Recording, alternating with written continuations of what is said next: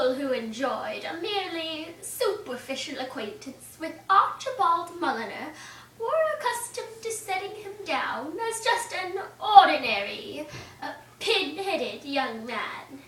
It was only when they came to know him better that they discovered their mistake. Then they realized that his pin-headedness, so far from being ordinary, was exceptional. And then he met Aurelia Camerley. The Reverent Wooing of Archibald. By P.G. Woodhouse. Copyright? Really old. 1926.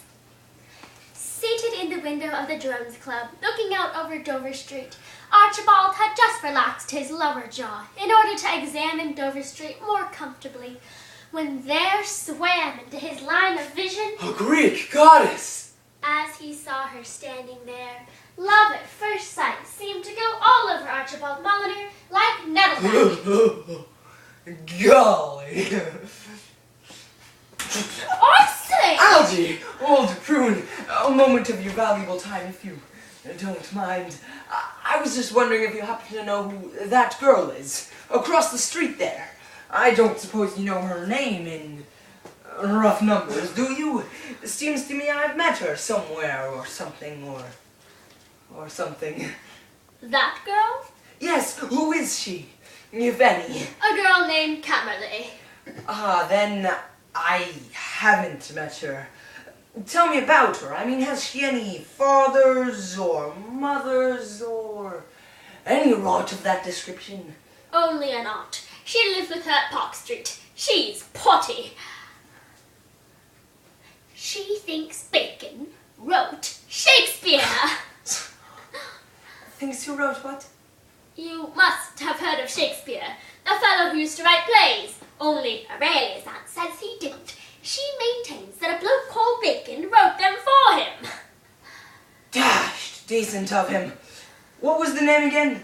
Bacon. Bacon. Right. Algy moved on. And Archibald went off to the Burlington Arcade to buy Socks. The process of buying socks is, for a while, the turmoil which ran riot in Archibald's veins. But even socks with lavender clocks can only alleviate. They do not cure. A girl with an aunt who knew all about Shakespeare and Bacon must of necessity live in a mental atmosphere into which a pinhead like himself could scarcely hope to soar. Even if he did meet her. Even if she asked him to call. Even if in due time their relationships became positively cordial. What then? How could he aspire to such a goddess? What had he to offer her? Socks? Avisi had the finest collection in London. But socks are not everything. A loving heart? A fat lot of use that was. What could he do? Absolutely nothing. Except give an imitation of a hen laying an egg. That he could do. At imitating a hen laying an egg, he was admittedly a master. His fame in that one respect had spread all over the West End of London. Mulliner, They said to one another. may be a pretty minus quantity in many ways, But he can imitate a hen laying an egg. But a girl like Aurelia would simply be sickened by such coarse buffoonery. he blushed at the very thought of her learning he was capable of sinking to such depths. Mrs. Something, I presume.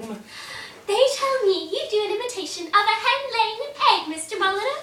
It's a lie! A foul, contemptible lie, which I shall track to its source and nail to the counter. Brave words. But had they clicked, her haughty eye seemed to peer straight through the very depths of his soul, and lay it bare for what it was. The soul of a hen imitator. He planned his campaign with infinite cunning. He knew that before anything could be done in the direction of winning the heart of Aurelia Camerley, he must court the aunt. Of course, making it clear from the start that she was not the one. And if reading Shakespeare and Bacon could do it, I'll have her eating out of my hand in a week. Indeed, it was not long after this that Aurelia's aunt invited him to pay a weekend visit to her country house. After a long drive, he arrived at the pleasant country house of Sussex, only to discover it empty, except for Aurelia's aunt. What needs my Shakespeare for his honoured bones? As in the plays, we substitute the name equivalents for the figure totals. The figure totals are always taken out in plan cipher, equaling 1 sub 24 until k equals 10 is reached. A battle axe hung on the wall! The room they had given Archibald had French windows opening out upon a broad balcony. Archibald was about to climb into bed when a noise disturbed him. It was not thunder, but the sound of someone snoring. The sound filled him, as snoring fills every right-thinking man, with a passion for justice. He moved softly out through the windows onto the balcony. The snoring proceeded from the next room, and the windows were open. He had just placed his hands upon the curtains when Aurelia's roommate turned on the light. Aurelia, you've simply got to do something about that bulldog of yours. I can't possibly get to sleep with him snoring like that. He's making the plaster come down from the ceiling. I'm sorry, Rose. I've just got so used to it, I don't notice. Did Archie Mulliner arrive tonight? I suppose so. He wired he was motoring down. Just between us girls. What do you think of that third? Archie Mulliner?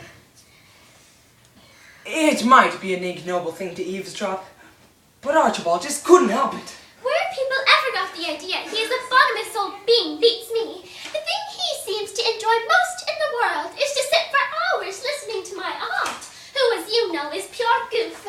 The man is beyond question, a flat tire and a wet snack. As bad as that? But you told me when you first saw him that you rather thought you would at last found your ideal. I did think so then.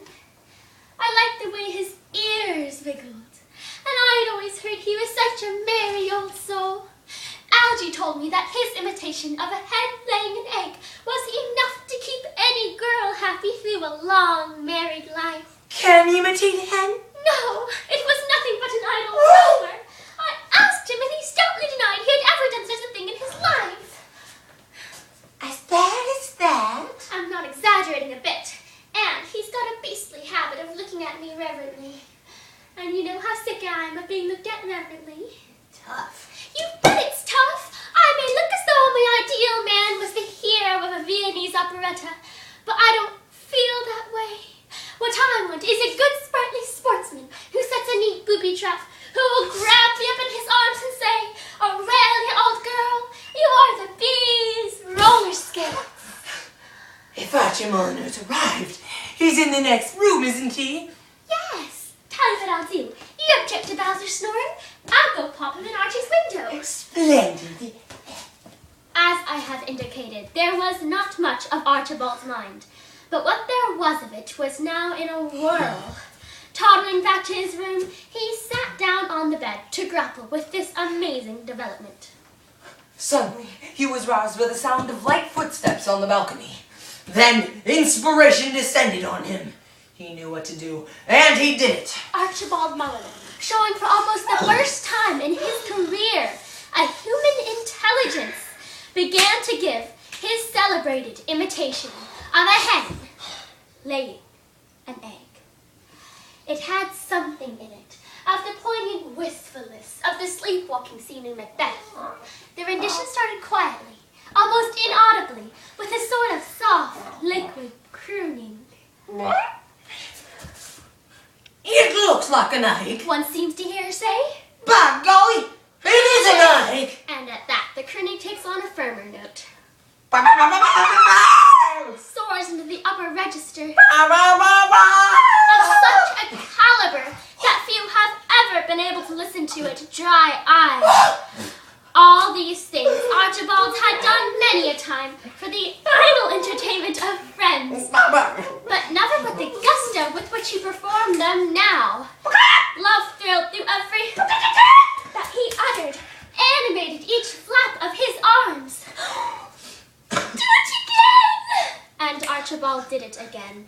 He did it 4 times, and could have taken a 5th encore. He felt conquering, dominant.